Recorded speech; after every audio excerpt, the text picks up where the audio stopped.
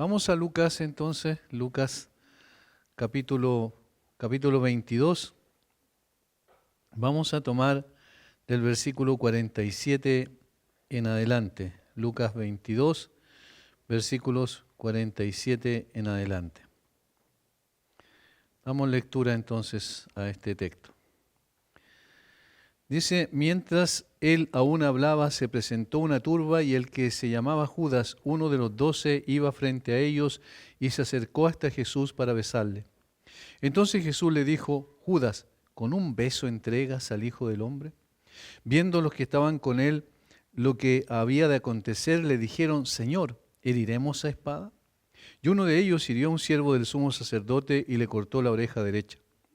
Entonces respondiendo Jesús dijo, basta ya, dejad. Y tocando su oreja le sanó. Y Jesús dijo a los principales sacerdotes, a los jefes de la guardia del templo, a los ancianos que habían venido contra él, como contra un ladrón habéis salido con espadas y palos, habiendo estado con vosotros cada día en el templo, no extendisteis las manos contra mí, mas esta es vuestra hora y la potestad de las tinieblas. El Señor, como hemos dicho anteriormente, ya había pasado por varios escenarios particulares, comenzando con la cena que Él estableció en el contexto de la celebración judía, ¿cierto?, de la Pascua. Allí estableció la cena y allí también anticipó precisamente esto que estamos viendo aquí, que uno de ellos le iba a entregar, y el que le iba a entregar era precisamente Judas. El Señor mostró claramente quién iba a ser que le iba a traicionar, y después de eso vemos como el Señor fortaleció a Pedro, le dijo que iba a caer, pero él lo iba a levantar. En otras palabras, estoy parafraseando nada más.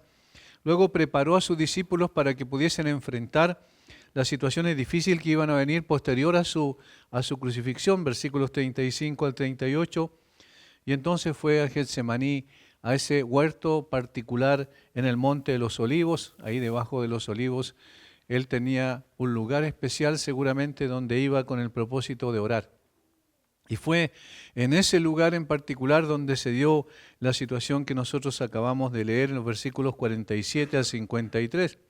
Todos consignan este hecho, incluso Juan, que muchas veces Juan no relata estos hechos con la digamos, la forma en que lo hacen los demás, los tres evangelistas sinópticos, Mateo, Marcos, Lucas. Sin embargo, Juan también relata este hecho y da algunos detalles también añadidos a lo que tenemos aquí. Lucas toma una parte nada más, Mateo toma otra parte y va complementando esta escena del huerto de los olivos, porque esta es la segunda escena que tenemos en el huerto de los olivos y marca un antes y un después, porque la mayoría, inclusive los teólogos, entienden que aquí comienza la pasión del Señor Jesucristo propiamente tal.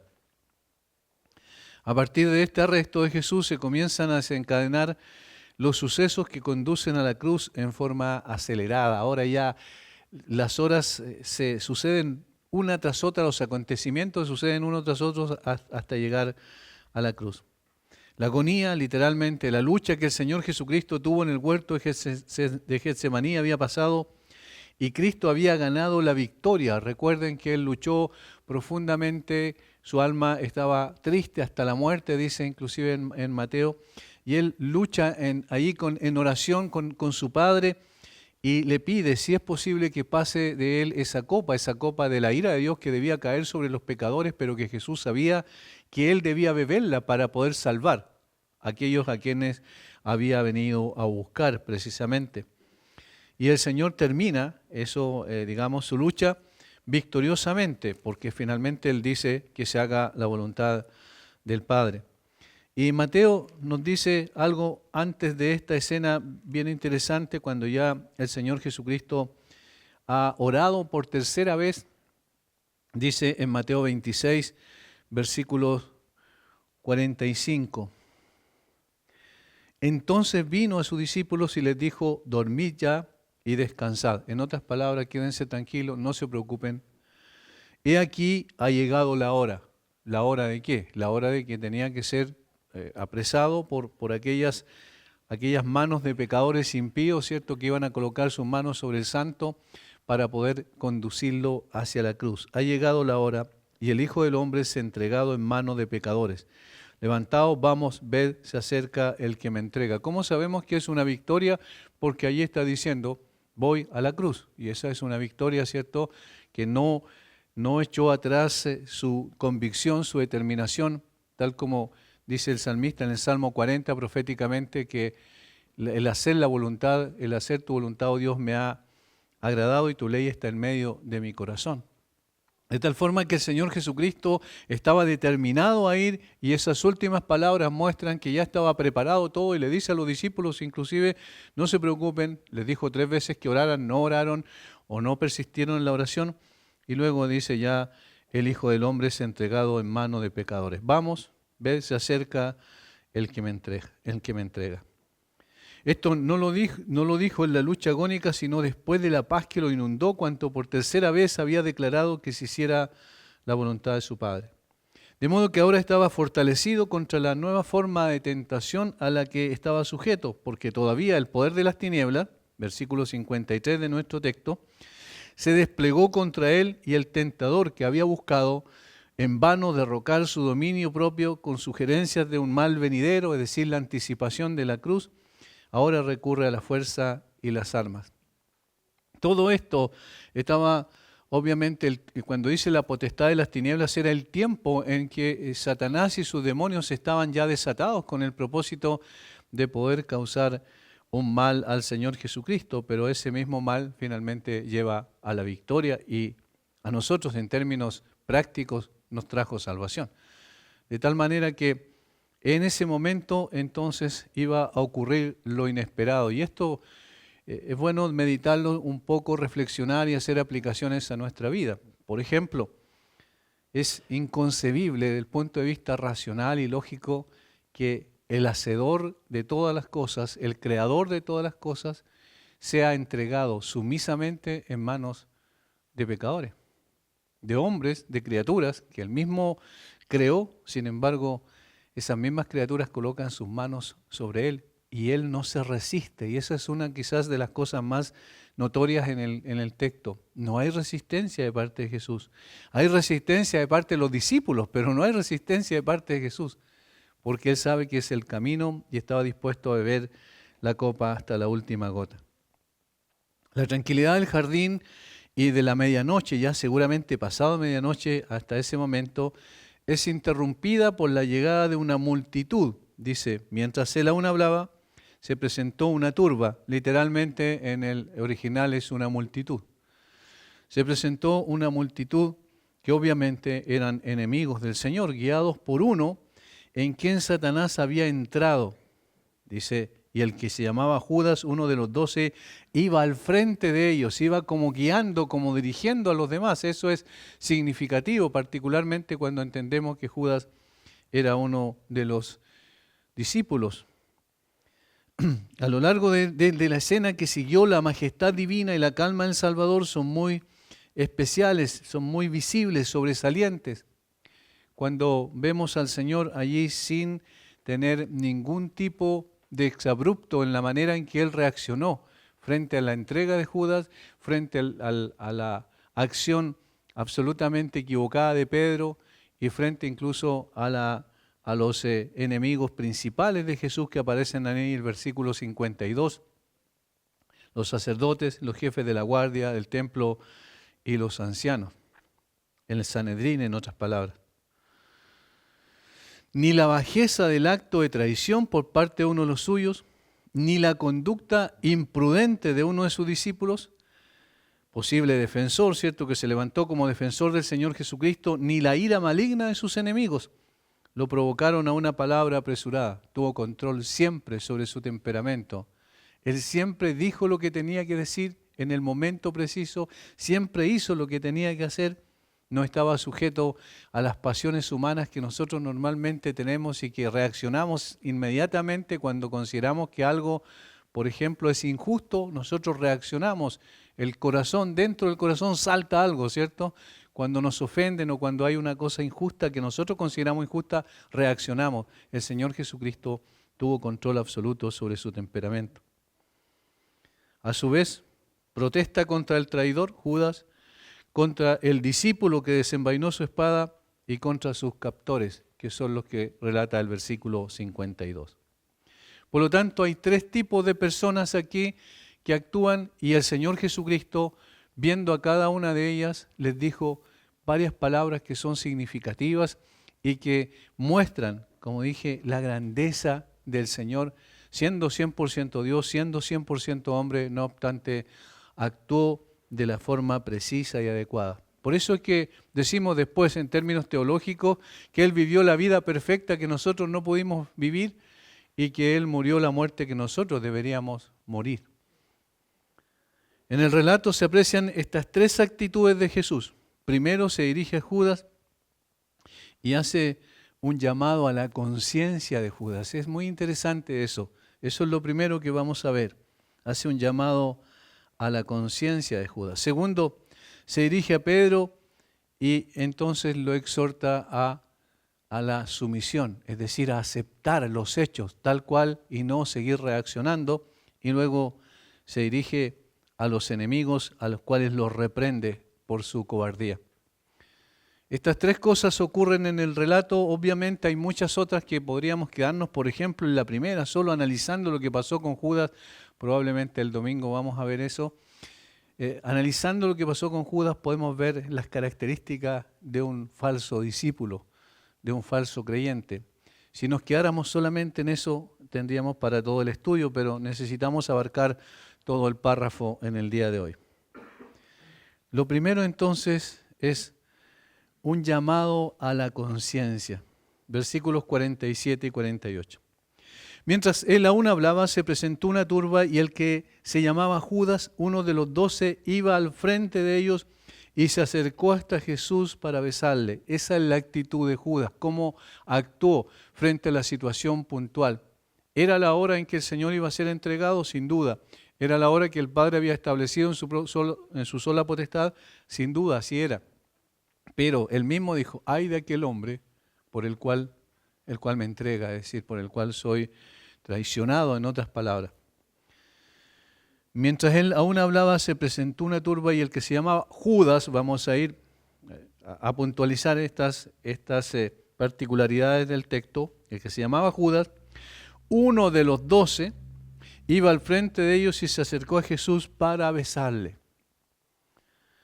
Cada detalle del relato asoma como interesante cuando se trata de la descripción del traidor, porque cada una de estas cosas que consigna el autor del Evangelio y que seguramente sacó la información de aquellos que fueron testigos presenciales del hecho es significativa.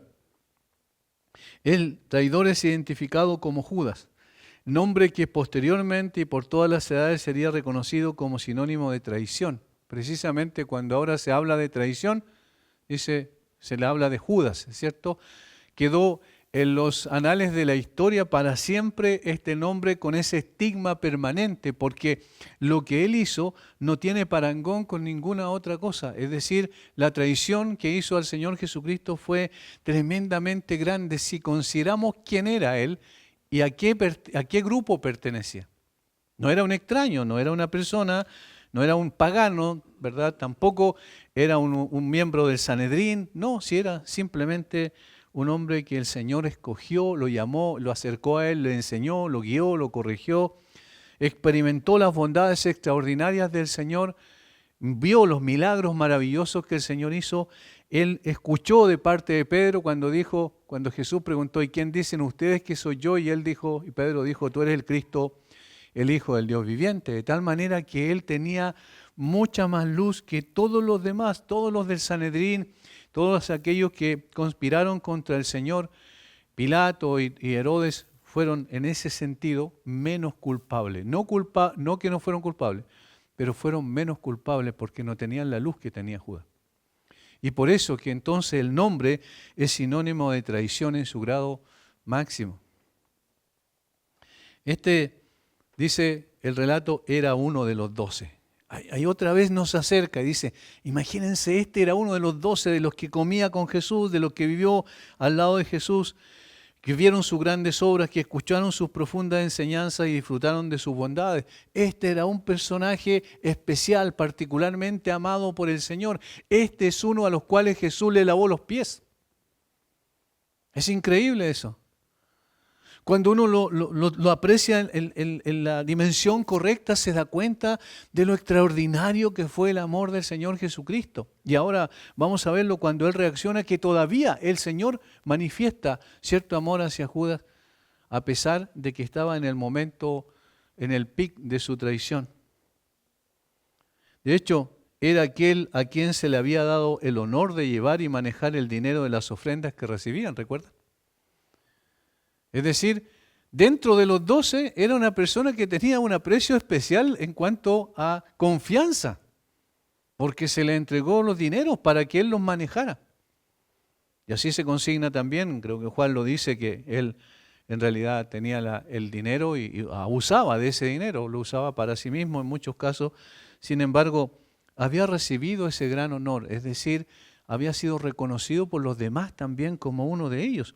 De hecho, Pedro, cuando eligen como su sucesor, ¿cierto?, a Matías, Pedro dice que era uno de los nuestros, dice Pedro, que era uno de los 12, de tal manera que uno de los 12 está hablando también de la relación, de la cercanía que tenía con el Señor Jesucristo y la perspectiva que entonces Él estaba ofreciendo en este momento era todavía más nefasta desde el punto de vista de la traición. La mayoría de estos hombres, como bien sabemos, de los discípulos me refiero, si no todos, eran débiles en la fe y carnales en sus acciones, porque reaccionaban inmediatamente y luego tenían que volver atrás. Pero solo uno era un traidor, y este era Judas. Al destacar el texto, que era uno de los 12, subraya de este modo lo lejos que ha penetrado su rechazo. Al principio, cuando Judas entró a formar parte de los 12, ni siquiera probablemente se le pasó por la cabeza que algún día iba a traicionar a Jesús. Pero en el proceso, él fue madurando todo esto hasta que finalmente desencadenó en aquello. El pecado tiene esas características. Cuando permitimos que el pecado penetre un poquito, después ya es muy difícil volver atrás. Nos vamos alejando paulatinamente hasta que finalmente se puede transformar en un rechazo absoluto al Señor Jesucristo. Alguien puede decir, no, pero yo soy creyente, yo nunca voy a hacer eso. Bueno, el que cree estar firme, mire que no caiga. Hay que observar siempre su corazón. Examinaos a vosotros mismos, dijo el apóstol Pablo. Eso es algo que necesitamos hacer todo el tiempo. Judas sabía el lugar donde se encontraría Cristo y la razón por la que estaba acostumbrado a acudir allí. Él conocía cada uno de los detalles. Sin embargo, no dudó en violar la santidad del lugar de oración usado por su maestro. Tan empeñado estaba en llevar a cabo su malvado propósito. Va ante la banda armada como un líder y como para asegurarse de que Cristo no se escape, llevó una cantidad importante de gente. No sabemos el número exacto, pero habían soldados romanos, habían soldados de la guardia del templo y habían otros muchos que iban con palos inclusive, contra un solo hombre. O sea, es algo totalmente fuera de la proporción que se debía a una persona sin nada, sin ningún tipo de arma y que estaba dispuesto inclusive a entregarse. Nunca el Señor se escapó de ellos, nunca arrancó, nunca huyó. Más adelante le va a decir, yo estuve todo el tiempo enseñando en el templo y ustedes no pusieron sus manos sobre mí. ¿Por qué ahora? El texto también nos informa que se acerca a Jesús para besarle. Y esto otra vez, como que va, si ustedes ven, va cada vez dando más detalles que son significativamente importantes para ver el nivel de la traición de este hombre. Porque el beso era un beso de afecto, de cariño, es un beso fraterno, era el que se daban. Pero este hombre traicionó completamente aquello y usó ese beso que antes era como para darle un abrazo y un beso a un amigo, y ahora resulta que hace todo lo contrario con lo mismo. Judas pone de relieve el carácter del pecado una vez realizado. Traiciona a su maestro con un beso que se convierte en exactamente lo contrario de lo que simboliza. Esta clase de engaño e hipocresía a menudo constituyen la base del pecado. Podía haberle dicho simplemente, miren, ahí está, Él es, pero fue y le dio un beso. Y eso es mucho más fuerte todavía, porque es un beso de traición. El beso, que era una expresión de amor fraterno, como dije, es usado para marcar a Jesús para que fuese reconocido por sus captores. Es un beso de desprecio y no de aprecio. Este es el acto culminante de la bajeza. Había dispuesto a señalar al Salvador a sus captores acercándose a Él y besándolo. Seguramente tenemos aquí el pecado en su última y más odiosa forma. Cuando el propósito maligno se disfraza con una pretensión hipócrita y el pecador está tan endurecido que ni siquiera reconoce su propia bajeza. Así de ruin fue la traición de Judas a Jesús. Así de terrible. Ahora, normalmente nosotros apuntamos a Judas con el dedo, ¿cierto? Diciendo, él fue el que cometió la traición, él fue el que entregó a un hombre bueno. No sé si nosotros hubiésemos estado allí, capaz que hubiésemos hecho lo mismo. Nosotros conocemos nuestro corazón y tal como dice el profeta Jeremías, es engañoso. Es engañoso el corazón. Nosotros podemos pensar que estamos en el camino correcto, pero luego cualquier cosa puede desviarnos fácilmente. Este hombre es también un llamado de atención para nosotros, su carácter hipócrita, porque durante 3 años y medio aproximadamente anduvo con todos los apóstoles, anduvo con Jesús y parece que ninguno de ellos tuvo ningún tipo de duda respecto a él. Por eso cuando Jesús dijo, uno de ustedes me va a entregar, recuerden que vimos eso, ninguno apuntó a Judas. Por lo tanto, había actuado muy bien su papel. Ahora, ¿cómo esperaríamos que Jesús reaccionara frente a eso? Recuerdan que Pablo reaccionó contra Elimás de una forma dura, fuerte. Ahí en el libro de los Hechos está consignado. Pero miren cómo actúa el Señor Jesucristo.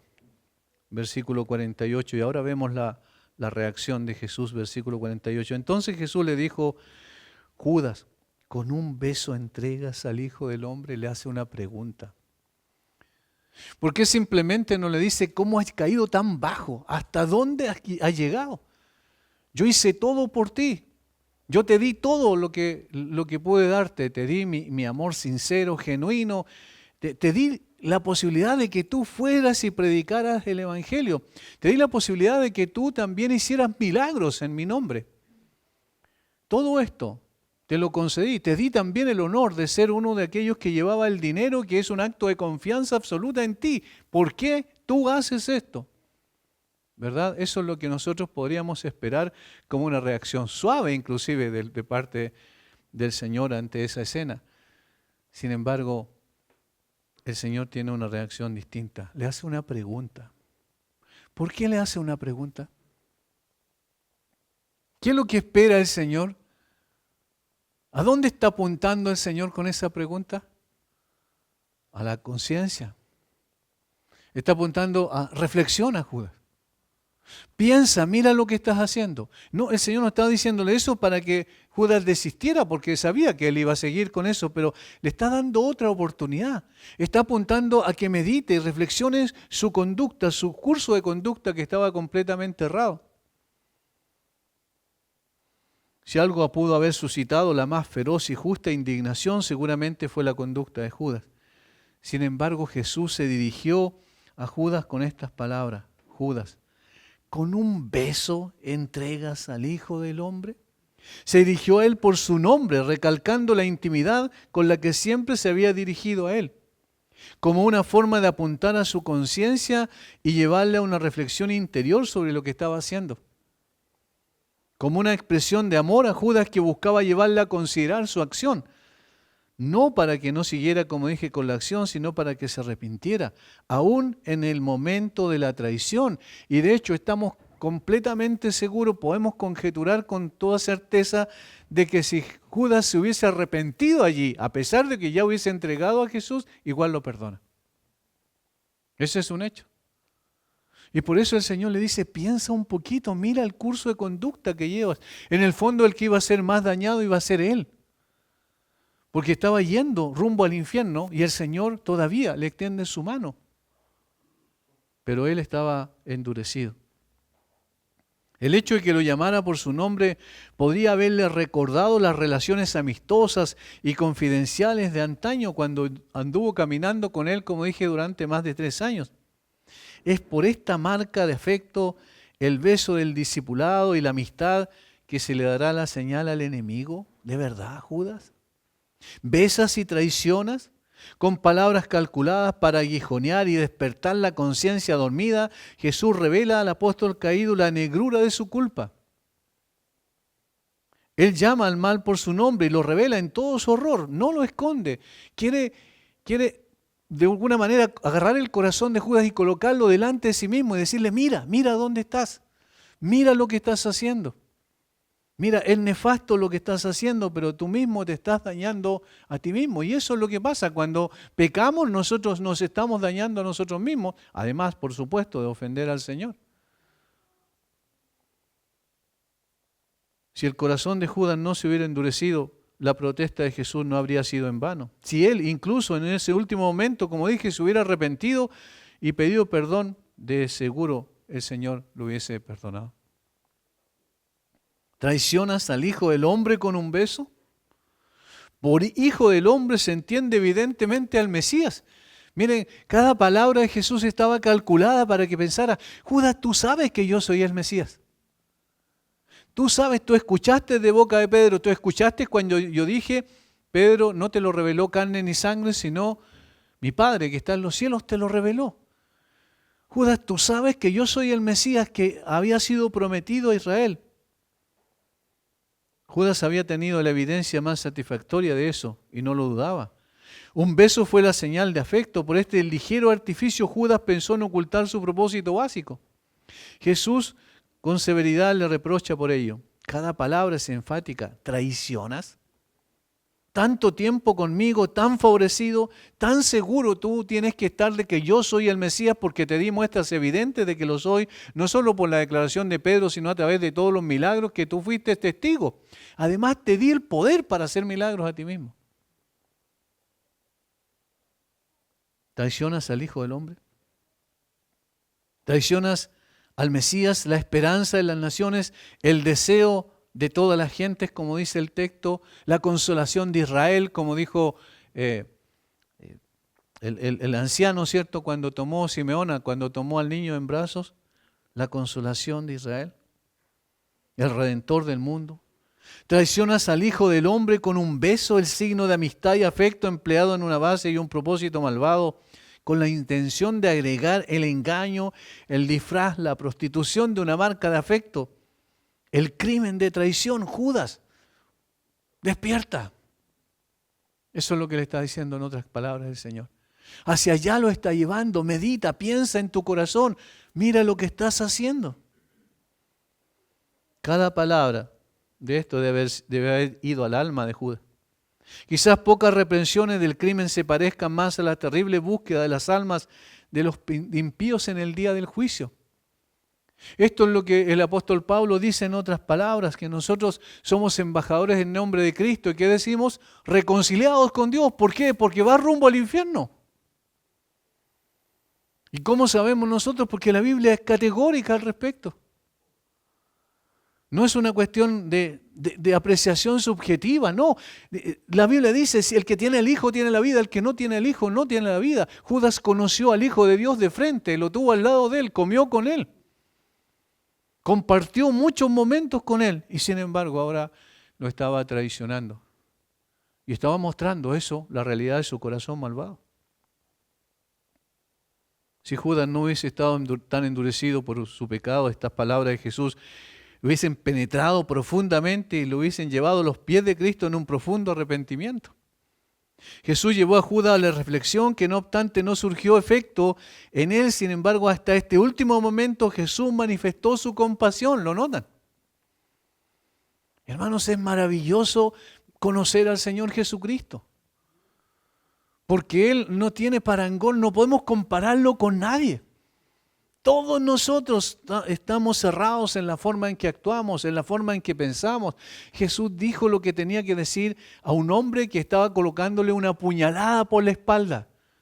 Y sin embargo le está diciendo, reflexiona, tú estás entregando al Mesías, Judas. Lo segundo, ahí en los versículos 49 al 51 es una lección de sumisión. Versículo 49 al 51. Viendo los que estaban con él lo que había de acontecer, le dijeron, Señor, ¿heriremos a espada? Y uno de ellos hirió a un siervo del sumo sacerdote y le cortó la oreja derecha. Entonces respondiendo Jesús dijo, basta ya, dejad, y tomando su oreja le sanó. Aquí está la reacción de Pedro. Otros textos nos dicen que fue Pedro, ¿cierto? Y que el siervo del sumo sacerdote se llamaba Malco. Eso lo sabemos por Mateo y por Marcos también.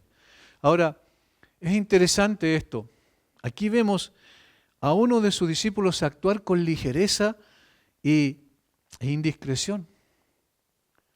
Entendieron mal lo que el Señor Jesucristo le había dicho en el versículo 37, ¿recuerdan?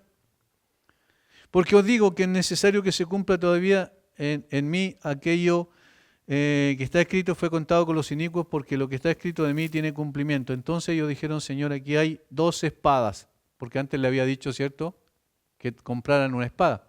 Entonces ahí le dijeron uno de sus discípulos, aquí hay 2 espadas, es decir, 2 de sus discípulos tenían espada.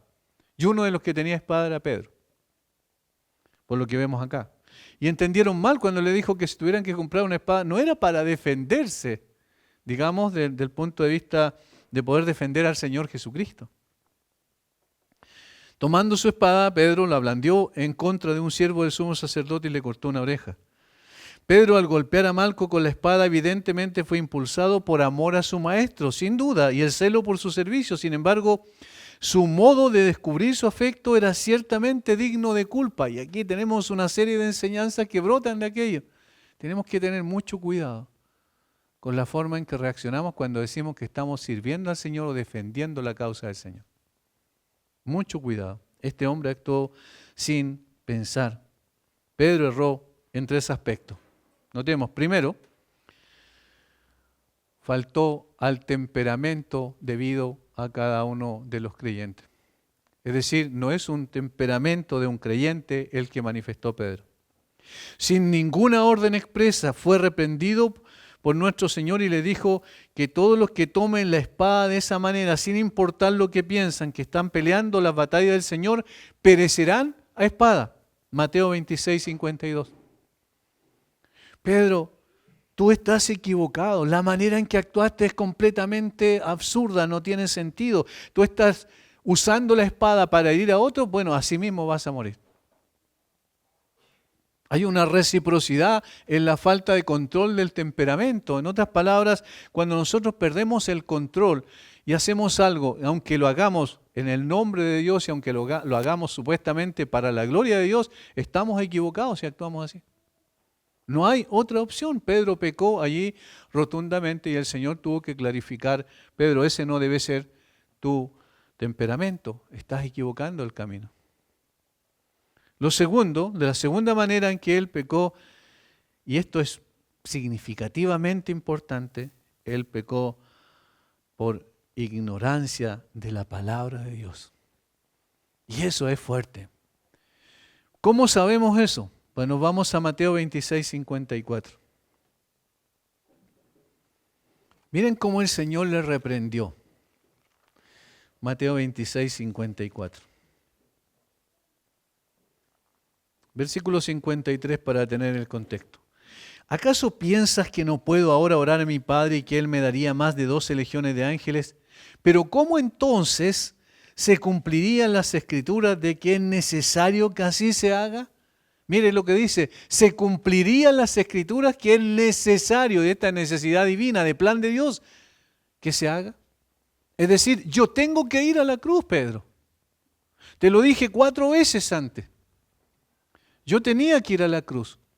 ¿Por qué? Porque eso era el cumplimiento del plan de mi Padre. ¿Y dónde estaba consignado eso? En las Escrituras. Pedro no entendió lo que evidentemente el Señor le había transmitido y lo que él debería haber sabido. Se había predicho que el que había comido pan con nuestro Señor alzaría el talón contra él. Salmo 41:9. Eso es lo que dice la Escritura. Y que como consecuencia de su traición debería ser llevado como un cordero al matadero y ser contado con los transgresores. Isaías 53:7 y 53:12 respectivamente. Eso estaba escrito. Si Pedro hubiera entendido completamente esas profecías, no habría contradicho a nuestro Señor. Tan rudamente en una ocasión anterior, Mateo 16:22, ¿se acuerdan cuando él lo que hizo fue, el Señor dijo que tenía que ir, la primera vez que tenía que ir a la cruz, a Jerusalén y morir y resucitar al tercer día? Y entonces, ¿qué ocurrió? Pedro dijo, Señor, nada de esto te acontezca. Incluso lo reprendió duramente. Ya estaba siendo un obstáculo. No había entendido. Y el Señor le dijo, apártate de mí, Satanás. O sea, Pedro, ¿cómo no vas a entender? Mira, el Señor ya te había advertido. Pero él no entendió el resto de las escrituras que apuntaban al Señor Jesucristo. Una falta de conocimiento de la palabra, eso es terrible. En el momento preciso en que él debía someterse, porque el Señor se había sometido, él reaccionó. Y también ahora lo defiende tan impetuosamente en esta ocasión. Si no, se habría sometido a la voluntad de Dios diciendo, la copa que su padre le ha dado, no la beberá, Pedro. El Señor ya dijo, ya tomó la determinación, iba a beber la copa, pero tú todavía no entiendes. Y por eso su reacción, una reacción en descontrol. La voluntad de Dios es que se haga lo que el Señor ha dispuesto, que tenía que hacer, más aún el que le había revelado a Pedro y que estaban revelando las Escrituras del Antiguo Testamento. Tercero, y también esto es algo duro, difícil, olvidó el carácter de Jesús. Es decir, olvidó quién era Jesús. Nos decimos, pero ¿cómo iba a olvidar quién era Jesús? Sí, porque Pedro fue testigo de que el Señor Jesucristo manifestó un poder tan extraordinario que Pedro jamás había visto. Hizo milagros muy grandes. Hizo cosas extraordinarias como convertir, por ejemplo, un líquido en su esencia misma, en su naturaleza, en otro líquido, en Caná de Galilea. Él hizo cosas tan extraordinarias como calmar la tempestad, yendo con Pedro, por ejemplo, y también los demás discípulos, calmó la tempestad y el viento, solamente con una palabra. Es decir, mira el poder que tiene Pedro. ¿Y tú lo quieres defender? ¿De verdad? ¿Tú quieres defender al Hijo de Dios? ¿Tú quieres defender al Todopoderoso? ¿Ven cómo él había olvidado quién era Jesús? ¿Acaso piensa, le dijo el Señor, que no puedo ahora orar a mi Padre y que Él no me daría más de 12 legiones de ángeles? Eso lo dice claramente también en el mismo texto de Mateo, en este caso el versículo 53 del capítulo 26. Pedro conocía a Jesús, pero en ese momento se olvidó de aquel que estaba siendo apresado por manos humanas. Era el mismo Hijo de Dios, el unigénito del Padre, lleno de gracia y de verdad, el Mesías, Dios encarnado. Pedro, te estoy pidiendo ayuda para que me defiendas. Tengo todo el poder y la autoridad para decirle a mi Padre, o yo mismo también poder hacerlo, o llamar a mi Padre y decirle, Padre, envíame 12 legiones de ángeles y ningún problema, me las daría en el mismo momento. En otras palabras, los ángeles están dispuestos, están a punto de recibir la orden nomás y vendrían en mi ayuda. Pedro, ¿tú crees que yo necesito que tú me defiendas contra 100 o más personas que estaban allí? Dice ahí el Señor, no, Pedro, no es así. Estaba equivocado este hombre. El Señor tenía poder para con un chasquido de sus dedos borrar de la faz de la tierra a quienes le venían a buscar para juzgarle. De hecho, había visto un milagro allí mismo también cuando el Señor Jesucristo, según Juan, antes de que Judas llegara y le diera un beso, el Señor se adelantó y dijo, ¿a quién buscáis? A Jesús Nazareno. Y él dijo, yo soy, y la gente cayó de espalda. O sea, ahí mismo estaba viendo el poder de Jesús. Si Jesús hubiese querido, hubiese barrido con esa gente en un momento. Pero no esa era la voluntad del Padre. Para poder salvar al hombre perdido debía ir a la cruz. si Cristo determinó no obrar por su propio poder, ¿en qué ayudaría la feble ayuda de Pedro? ¿Qué hacía un hombre con una espada contra todos los que habían allí desde el punto de vista humano? Pero si Cristo fue abandonado y va a ser posteriormente, ¿cierto?, en la cruz, Dios mío, ¿por qué me has desamparado? Y reducido a un estado de impotencia porque él mismo se sometió a eso, ¿podría Pedro protegerlo contra una banda de hombres armados? ¿No fue su ataque furioso calculado más bien para aumentar su ira y hacer que destruyeran a Jesús y a todos los discípulos en el acto? Porque podía haber sido que esa acción de Pedro, temeraria, absurda, sin sentido, trajera como consecuencia que ahí mismo los demás se abalanzaran contra los 12 discípulos y los mataran a todos. Es una acción absurda. Desde todos los puntos de vista su conducta fue incorrecta, porque si se necesitaba ayuda, la suya era insuficiente. Y si no fue necesaria, fue oficiada imprudentemente obstruida. Entonces el camino del Señor Pedro estaba haciendo un obstáculo en el camino del Señor hacia la cruz. Hermanos, ¿cómo defendemos al Señor? ¿Estamos llamados a defender al Señor? Esas son dos preguntas. Y si estamos llamados a defender, ¿cómo lo debemos hacer? ¿O el Señor se defiende solo? Algunas personas, creo que uno de los más prominentes predicadores de la historia de la iglesia, Carlos Spurgeon, decía que la Biblia no había que defenderla. Simplemente era como un león y había que desatarlo. En otras palabras, entrega la palabra y la palabra se defenderá sola. Así también nosotros no podemos defender al Señor. Pedro pensaba que con una espada podía defenderlo, más encima, con violencia. Nosotros no estamos llamados a eso. El Señor Jesucristo había enseñado en el Sermón del Monte que el que te hiere en una mejilla, colócale la otra. De tal manera que la forma en que actuó él estaba completamente equivocada por estas tres razones. No era el temperamento que se espera de una persona, de un seguidor de Cristo. Segundo, ignoraba las Escrituras respecto al plan de Dios para Cristo. Y tercero, Pedro había olvidado quién era el Señor Jesucristo. A esta absurda ayuda de Pedro que Jesús no demandó, el Señor comunica a Pedro la necesidad de someterse a la voluntad de Dios. Eso es lo que está detrás de todo. Ese era el camino que debía recorrer y Pedro debía aprender la lección que no debía seguir obstruyendo el camino que el Señor había trazado. Jesús se sometió para que sus propias criaturas pusieran sus manos impías sobre su cuerpo santo. Él mismo se entregó. ¿Recuerdan lo que dice la Biblia? Que a mí nadie me quita la vida. Yo la pongo de mí mismo, de su propia voluntad, y la vuelvo a tomar. El Señor tenía control absoluto sobre lo que estaba pasando. Sus palabras entonces aquí prescribieron paciencia en lugar de resistencia. Dejen ahora, dice el versículo 51, basta ya, dejad que estos hombres lleguen hasta aquí para atarme y llevarme.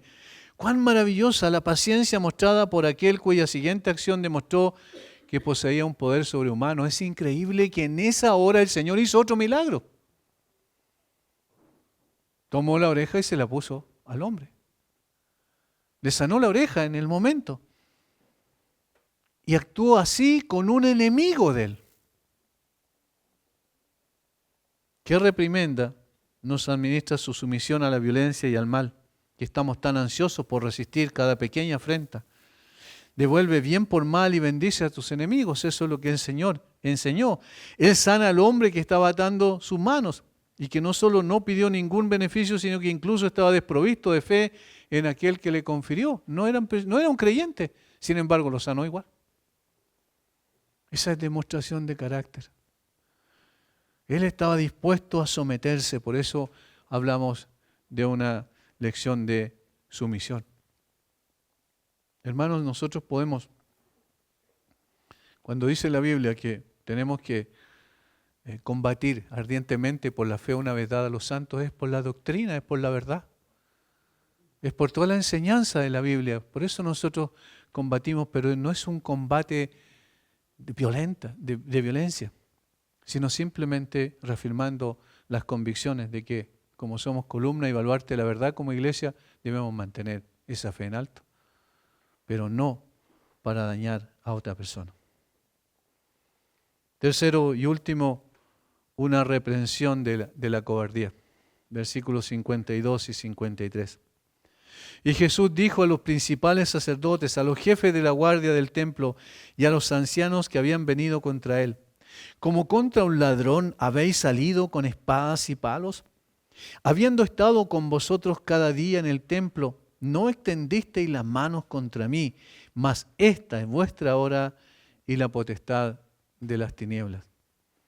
Ustedes salieron contra un delincuente. La palabra ladrón ahí significa eso: delincuente, salteador, es decir, todas aquellas cosas que nosotros entendemos como una persona mala. Vinieron a mí con palos, como si vinieran a mí contra una persona que tuviese la fuerza, la capacidad, desde el punto de vista humano estoy hablando, de poder zafarse de esta situación. ¿Creían que yo me iba a resistir y por eso vinieron con violencia? Es llamativo que Jesús dirigiera sus palabras más duras contra los sacerdotes, es decir, de la casta de los saduceos, los jefes de la guardia del templo y los ancianos, y no contra Judas. A Judas le habló más suave que lo que habló con estos hombres. ¿Lo notaron? Con Judas fue más benevolente que lo fue con estas personas. ¿Por qué? Por una cosa lógica. ¿Quiénes fueron los instigadores? ¿Quiénes fueron los que planificaron esto? Ellos. Los demás eran instrumentos, simplemente, pero ellos eran los que planificaron todo. Jesús estaba hablando con los instigadores, con los ideólogos de este plan siniestro.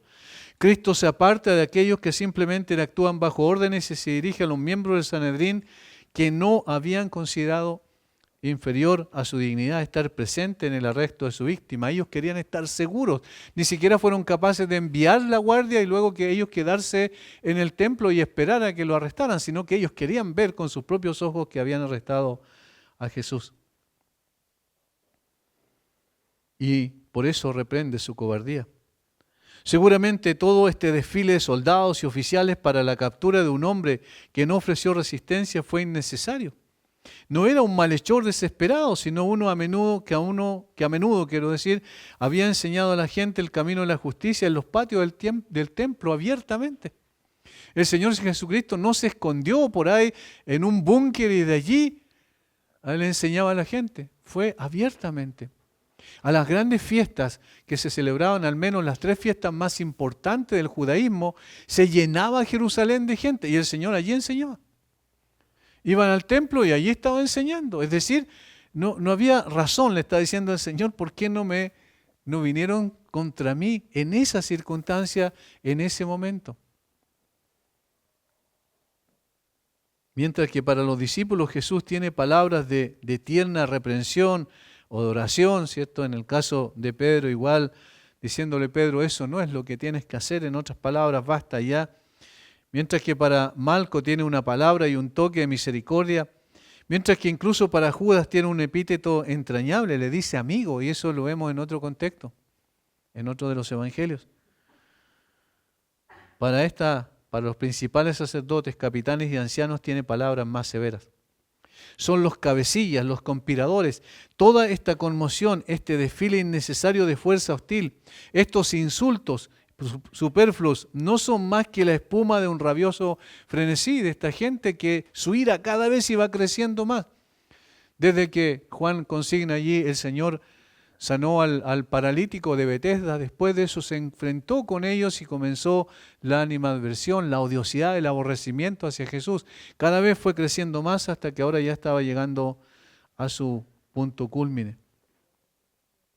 Volviéndose hacia ellos mientras están de pie, regocijándose en su desprecio arrogante, les pregunta: ¿habéis salido como contra un ladrón con espadas y palos? Cuando yo estaba diariamente con ustedes, no extendieron sus manos contra mí. Pero esta es la hora y el poder de las tinieblas. Lo último es significativo. Esta es la hora y el poder de las tinieblas. ¿Recuerdan lo que dijo al salir, que leímos en Mateo 26, al salir de Getsemaní? Ha llegado la hora en que el Hijo del Hombre es entregado. Y ahora dice, esta es la hora. Y le dice que es la hora de las tinieblas o de la potestad o el poder de las tinieblas. Palabras verdaderas, estas son las que el Señor le dice. ¿Por qué? Porque los que deberían haber sido sacerdotes del cielo están aliados con el infierno. Ministros voluntarios de los poderes de las tinieblas. Y esta era ciertamente su hora, pero la hora de su victoria demostraría ser la hora de su perdición. Hermanos, aquí hay otras cosas interesantes.